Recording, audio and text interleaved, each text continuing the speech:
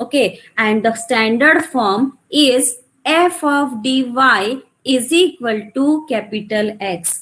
ध्यान में रखो, यूनिट 1 में हम जो भी डिफरेंशियल इक्वेशन सॉल्व करने वाले हैं उनका फॉर्म होगा f of dy is equal to capital x. अब मैंने कल ऑलरेडी इन टर्म्स के मीनिंग आपको बोले थे. What is f of d?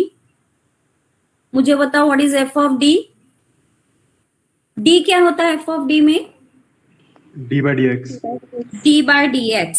Okay, ये जो कैपिटल d है this is nothing but d dx. इसे हम d को डिफरेंशियल ऑपरेटर भी बोलते हैं. ये ध्यान में रखो, d is differential operator. y इसमें हमारा क्या होगा? Dependent variable. f of dy is equal to capital x में capital d stands for d dx. y is our dependent variable and what is capital X? What is capital X? Any function of x. Okay, ये कुछ भी हो सकता है. It may be to the power x, it may be cos hx, it may be anything. Okay, so whether the form is clear? Yes ma'am. Standard form clear हो गया है. तो ये ध्यान में रखो that in unit 1 we are going to solve the equations which are of the type f of dy is equal to capital X, and this equation is called as linear differential equation with constant coefficient. ये भी ध्यान में रखो, constant coefficients. f of dy is equal to x, it is actually linear differential equation with constant coefficient, and solution of such kind of equation is always complete solution is equal to CF plus PI. Okay, where this CF stands for, CS stands for complete solution, CF stands for complementary function, and PI stands for particular integral. Okay, ये जो solution है f of dy is equal to x का, ये है complete solution is equal to complementary function plus particular integral. Now tell me, if you are solving the problem, in how many parts the problem will be divided?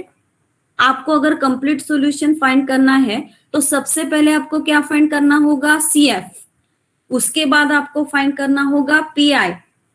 After adding CF and PI, you will get your complete solution. So remember one thing, problem solving based on linear differential equation, it is always divided into two parts, that is calculation of CF, calculation of PI, and after adding CF and PI, you will get your complete solution. Is it clear? Is it clear? Yes ma'am. Okay. Yes ma'am. Okay, जैसे कि मैंने बोला आपको subjective exam और objective दोनों type से prepare करनी है. तो from subjective exam point of view, generally the problem on solving linear differential equation are asked for 7 मार्क्स. इस टाइप के जो प्रॉब्लम्स है वो 7 मार्क्स के लिए आते हैं. Means calculation of CS will be for 7 marks. Okay, calculation of complete solution will be for 7 marks. अब आपको complete solution find करना है तो पहले CF find करना होगा, उसके बाद PI find करना होगा. So for calculation of CF you can score 2 marks. For calculation of PI you can score your 5 marks. तो ये चीज ध्यान में रखो कि complete solution find करते वक्त calculation of CF is very simple. बहुत इजी तरीके से आप कॉम्प्लीमेंट्री फंक्शन फाइंड कर सकते हो and you can easily score 4 marks, क्योंकि 2 प्रॉब्लम्स आते हैं एग्जाम में based on linear differential equation. 2 problems में आपको 2 बार CF फाइंड करना होगा, so you can easily score 4 marks. Okay, तो topic is very much interesting as well as simple. Okay, so as I have said, for calculation of complete solution the first step is to find out CF, the second step is to find out PI. Okay, so let us check how to find out the complementary function. Okay, so as I have said, the standard form of the equation is f of dy is equal to capital X. इस type के equation हम solve करने वाले हैं. Now tell me, if I consider capital X equal to 0, which type of equation you get? Capital x अगर मैं 0 लेती हूँ, मुझे कौन सा इक्वेशन मिलेगा? ऑक्सिलरी. नो, आप आगे का बोल रहे हो. इक्वेशन, ये सेम इक्वेशन किस फॉर्म में रिड्यूस होगा? F of D Y is equal to, अगर एक्स है, if I am treating this X as 0, I get the equation f of dy is equal to 0, and this equation is called as associated equation. ये सभी concepts आपको पता चाहिए. Linear differential equation कौन सा होता है? ये f of dy is equal to x linear differential equation है. If you treat right hand side equal to 0, it is associated equation. Okay, now tell me, in associated equation how many possibilities are there? f of dy equal to 0 है, दो possibilities है, either y is equal to 0 or f of d is equal to 0. Okay, now tell me, can y be 0? y क्या है? और एक चीज आपको बताना होगा, that while solving the differential equation you always find out the value of dependent variable. हम solve करते हैं डिफरेंशियल इक्वेशन, सॉल्यूशन भी हमें इजीली मिलता है, लेकिन हमने एग्जैक्टली क्या किया था ये हमें पता ही नहीं रहता. तो ये कंसेप्ट ध्यान में रखो. व्हाइल सॉल्विंग, जैसे हम क्वाड्रेटिक इक्वेशन सॉल्व करते हैं, मीन्स हम क्या फाइंड करते हैं? हम रूट फाइंड करते हैं. We find out that value of X which will satisfy the equation. ये क्वाड्रेटिक इक्वेशन सॉल्व करने का तरीका है. उसी तरीके से if you solve the differential equation, means you are in search of the value of dependent variable which will satisfy the differential equation. आपका differential equation dependent variable की कौन सी वैल्यू के लिए सेटिस्फाई होता है वो हम सॉल्यूशन में फाइंड करते हैं. तो मैंने जो बोला था इक्वेशन 1 आप देखो, सॉल्यूशन ऑफ डिफरेंशियल इक्वेशन मैंने क्या लिखा था? Complete solution is equal to CF plus PI. तो ये जो कंप्लीट सॉल्यूशन है इसे आप y से भी रिप्लेस कर सकते हो. One and the same thing.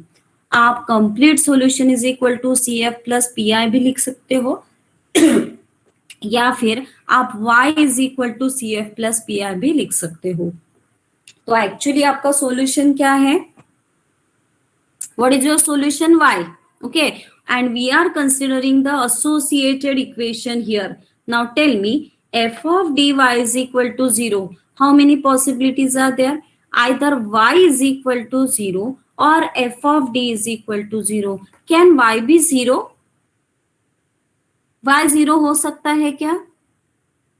No, ma'am. No, why not? Why not?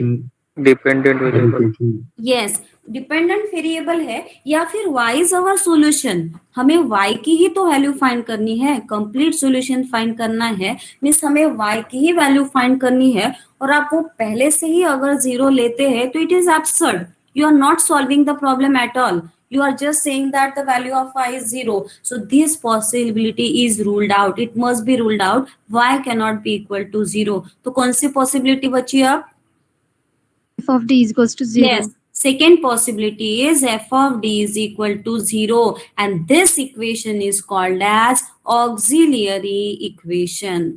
आ गया समझ में? हमने auxiliary equation linear differential equation से कैसे डिराइव किया?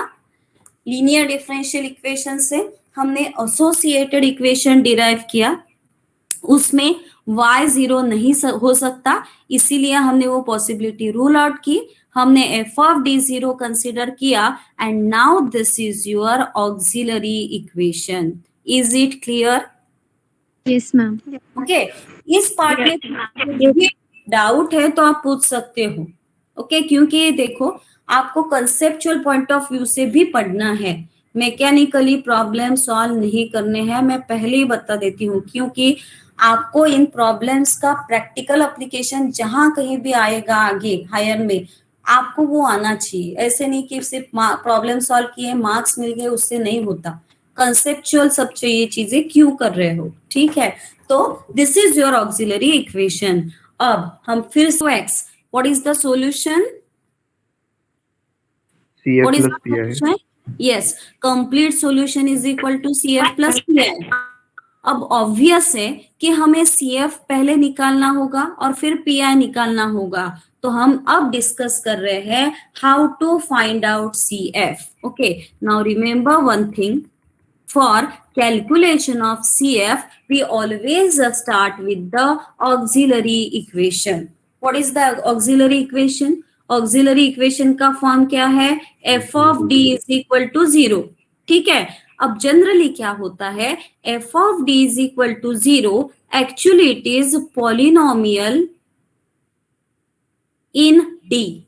पॉलिनोमियल इन डी मीन्स उसका मतलब क्या होगा? वो इस तरीके से होगा, D square minus 2d plus 2 is equal to 0, इस टाइप का इक्वेशन होगा। या फिर वो होगा d plus 1 cube is equal to 0, f of d equal to 0, इस टाइप के इक्वेशंस आपको मिलते हैं। तो generally f of d is polynomial in d। और अगर आप पॉलिनोमियल सॉल्व कर रहे हैं तो आपको क्या मिलता है as a solution? Yes, roots मिलते हैं। क्वाड्रेटिक इक्वेशन भी एक पॉलिनोमियल है, it is polynomial having degree 2। Okay, obviously if you solve auxiliary equation, this equation will be in terms of d. Generally it is polynomial in d, so you get various roots. आपको d के अलग अलग values मिलेंगे, ठीक है। और values कितने मिलेंगे किस पे डिपेंड है? कितने रूट्स मिलेंगे किस पे डिपेंड है? Power of D. Power of D, उसको टेक्निकली हम क्या बोलते हैं? डिग्री। नो, ऑर्डर नहीं, degree. Okay, power means degree होती है, ऑर्डर कौन सा होता है? D square Y by D X square. Okay, जैसे कि मैंने आपको बोला था, D square Y by D X square इसका क्यूब है।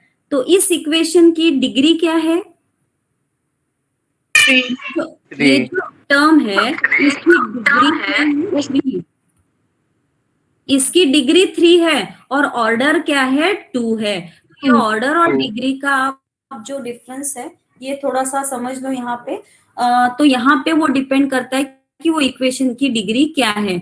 D cube plus 2d square plus 3d plus 2 equal to 0। Highest order, highest term कौन सी है? D cube. तो पावर 3 है वहां पे, तो आपको कितने रूट्स मिलेंगे? 3। Okay, so depending on number of roots you can write down the CF in different form. Okay, तो ये चीज आप ध्यान में रखो कि आप जब भी ऑक्सिलरी इक्वेशन सॉल्व करोगे आपको रूट्स मिलने वाले हैं। Now tell me, for the roots how many possibilities are there? कौन से टाइप्स के रूट्स आपको मिल सकते हैं? रियल। यस, रियल मिलेंगे। 2 पॉसिबिलिटीज है। पहली पॉसिबिलिटी है रूट्स आपको रियल मिलेंगे, दूसरी पॉसिबिलिटी है रूट्स आपको इमेजिनरी मिलेंगे। रूट्स रियल है उसमें भी 2 पॉसिबिलिटीज है। Which are the 2 possibilities? Positive और नेगेटिव। निगेटिव का नहीं बोल सकते हैं। पहली पॉसिबिलिटी है roots are real and they same नहीं है वो roots are real and different. तो first case we are going to consider as roots are real and distinct, means they are different. This is the first possibility.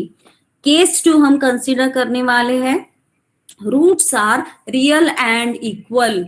सभी roots real होंगे और वो same होंगे।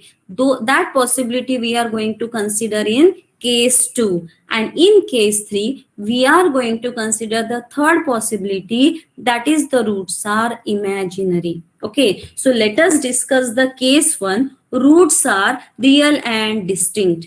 Let us assume that your roots are m1 m2. Okay, and the situation is like m1 is not equal to m2. दो roots है और दोनों भी डिफरेंट है। तो यहाँ पे देखो आपको CF कैसा लिखना होगा? C1 e to the power m1x plus C2 e to the power m2x। Okay, what is the form? C1 e to the power m1x plus C2 e to the power m2x. For example, if you solve the equation f of d is equal to 0, you get the roots as d is equal to 2, 3.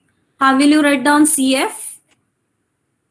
m1 यहाँ पे 2 है, m2 यहाँ पे 3 है. How will you write down CF? Yes? C1 e to the power C1 e raised to 2x x plus C2 e to 3x. Yes. CF will be C1 e to the power 2x plus C2 e to the power 3x. This is the way of writing CF. अगर आपके roots 5, 6 है तो आप CF कैसे लिखोगे?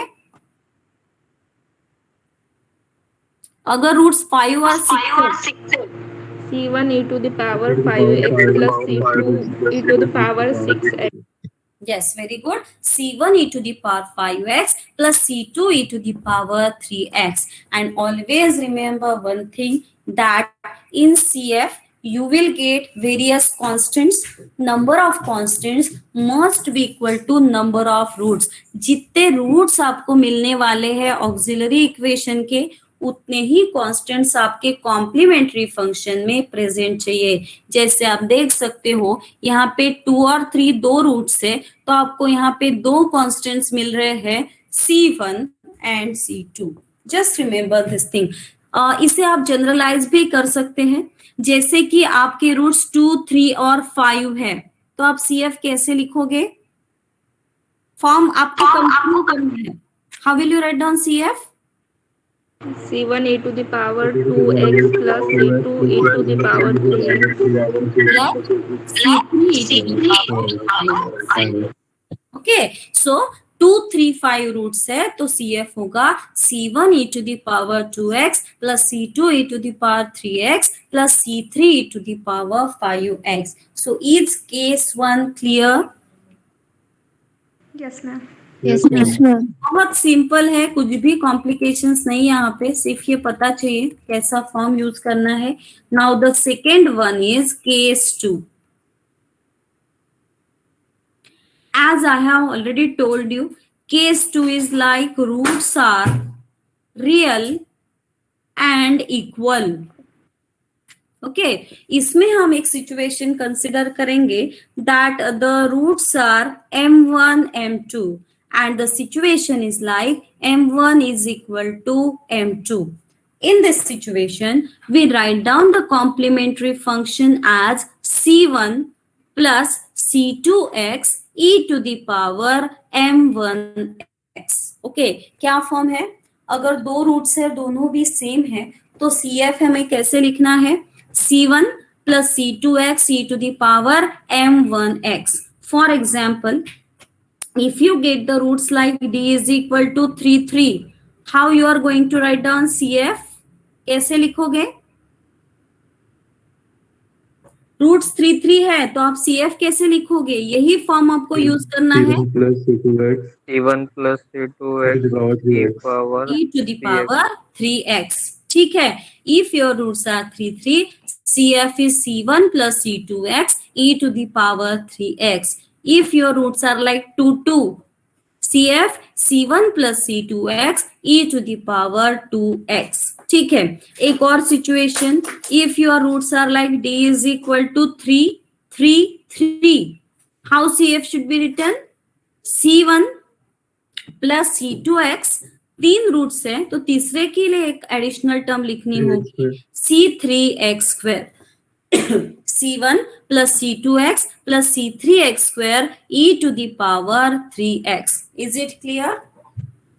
Yes, ma'am. Yes, ma'am. If your roots are like 2, 2, 2, tell me what will be CF? Yes? C1 plus C2x plus C3x C1 plus C2 plus C3x square e power 3x. Yes, very good. C1 plus C2x plus C3x square e to the power 2x.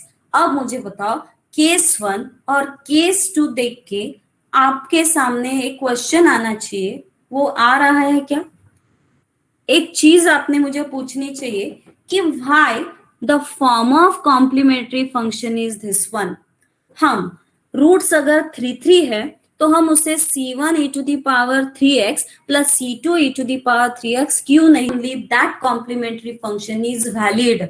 उसे हम valid कह सकते हैं उस CF को अगर roots और number of constant same है तो.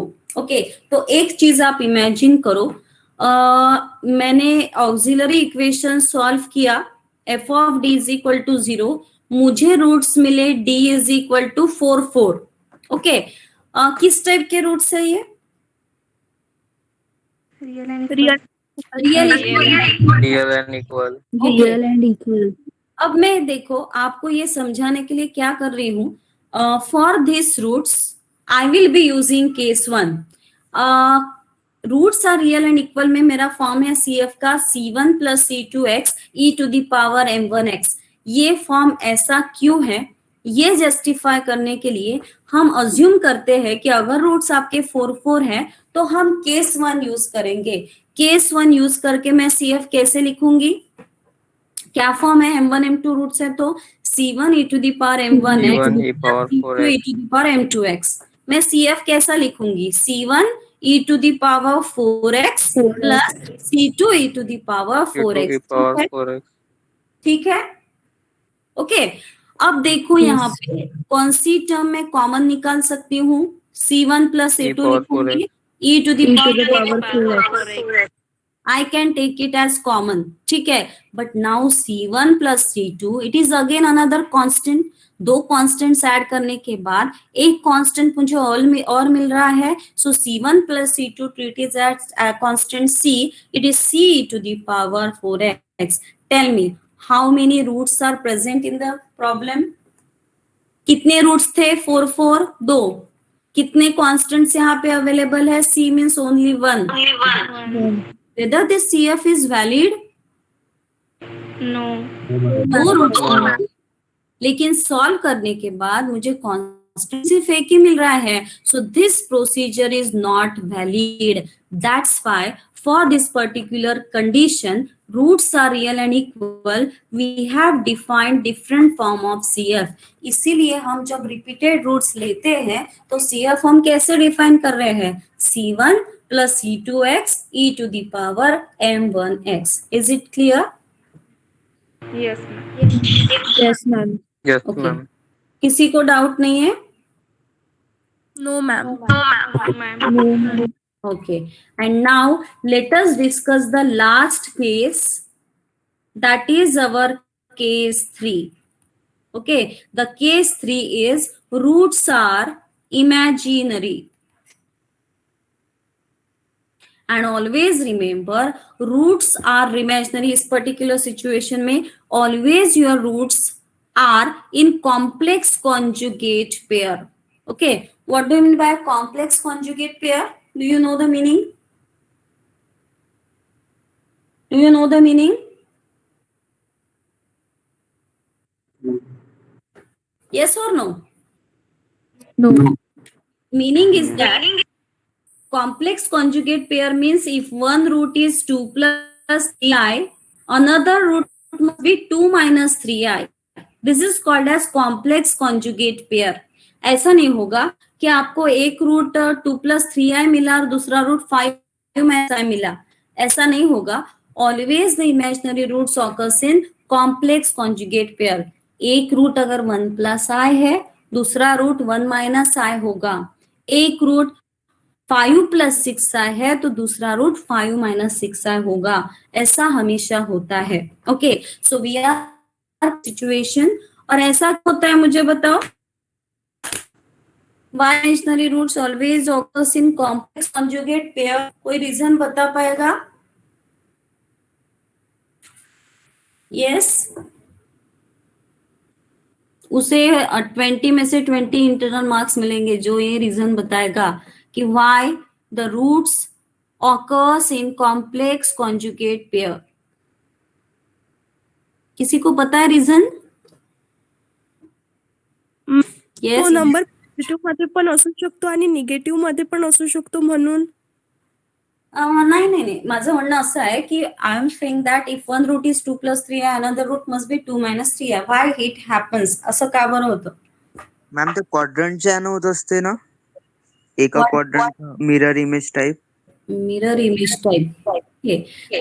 ठीक आहे, पण तरी मला एक लॉजिकल आन्सर सांगते तुम्हाला की if your roots if you are solving the quadratic equation ax² + bx + c = 0, what is the formula for getting root? -b plus -b under plus root of b² minus 4ac upon twice a. Roots occur in complex conjugate pair because of this sign. आलं लक्षात? Yes, ma'am. Okay. Yes, ma'am. One root is 2 plus Yes. 3i, another root is 2 minus 3i due to this sign in the formula. Okay, mathematical याच्यामध्ये सांगते मी language मध्ये. This is the reason why roots occur in complex conjugate pair. तर हे explanation येणार नाही, but it must be known कि why the roots occur in such a format. Okay, so we are talking about roots are imaginary. So if your roots are like 2 plus minus I beta, what is alpha? What is alpha? 2. Real part. P. Real part. Alpha is real part. Okay, and what is this beta? Beta is your imaginary Imaginary part. Okay, you already know it. You have learned complex number. That's why in alpha plus I beta, alpha is real part, beta is imaginary part. In such situation, your complementary function must be written in the form c1 e to the power alpha x. Sorry, wait a minute.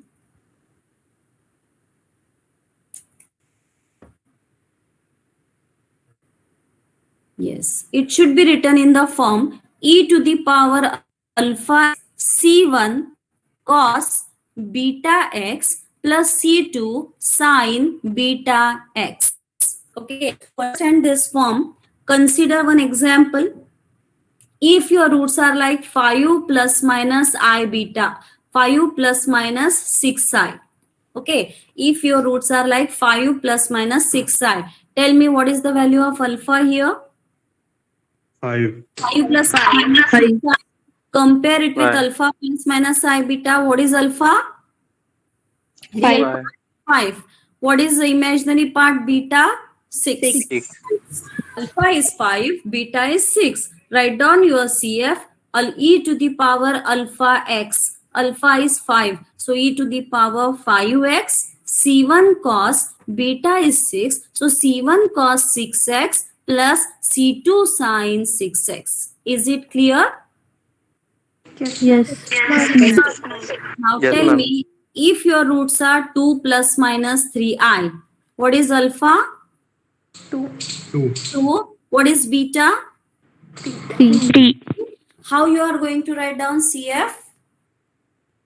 E to the power 2x. To the power C1 2x. cos 3x plus C2 sin 3x. Yes, e to the power 2x, C1 cos 3x plus C2 sin 3x. Okay, so is the 3 form here?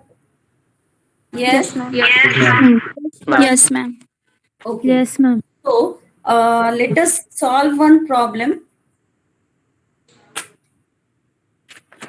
on calculation of CF. Today only we are not solving the complete problem because the PI part is yet to be discussed. So let us solve the first problem for practice, that find complementary function of d plus 1 cube y is equal to e to the power x. Yes. So wait a minute.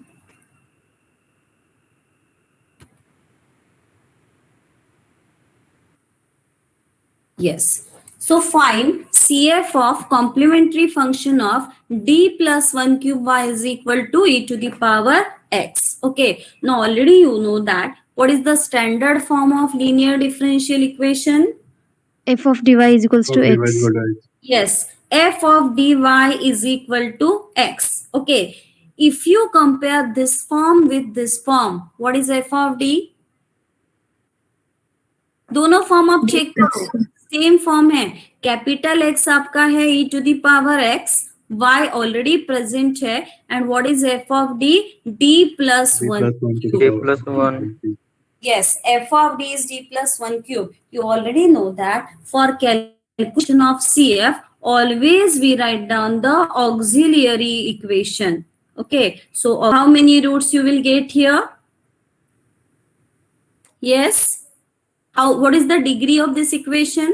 अगर आप d plus 1 cube simplify Three. करते हो तो आपको highest जो term मिलेगी वो d cube मिलेगी. इसका मतलब डिग्री 3 है, मीन्स रूट्स कितने होने चाहिए? 3. कौन से 3 रूट्स Three. आपको मिलेंगे?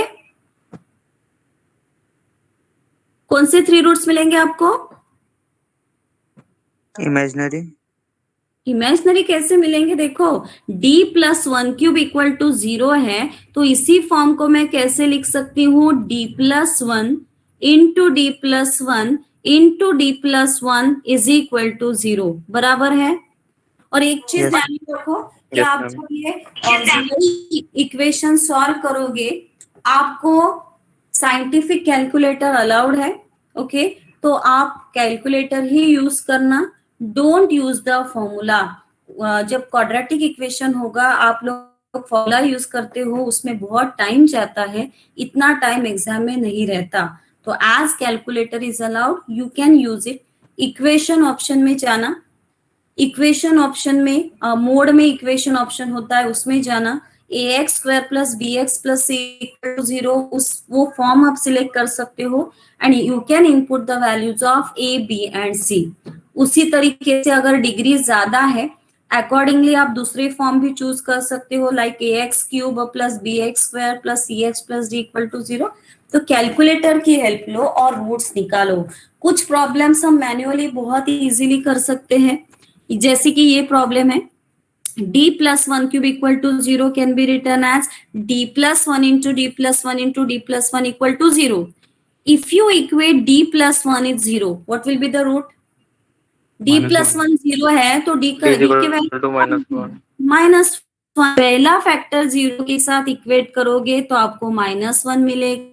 दूसरा फैक्टर d प्लस 1 0 के साथ इक्वेट करोगे, आपको फिर से माइनस मिलेगा, एंड फिर से d प्लस 1 0 मीन्स आपको फैक्टर मिलेगा -1. Your roots are -1 -1 -1. Is it clear?